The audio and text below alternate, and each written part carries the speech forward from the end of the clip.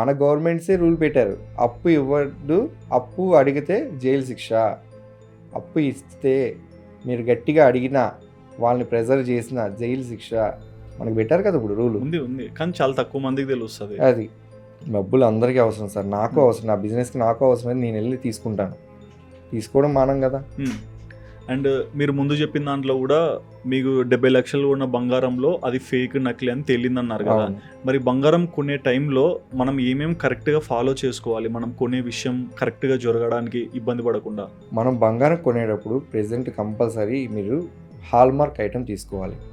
24 carrot biscuit compulsory bill మీరు తీసుకోవాలి.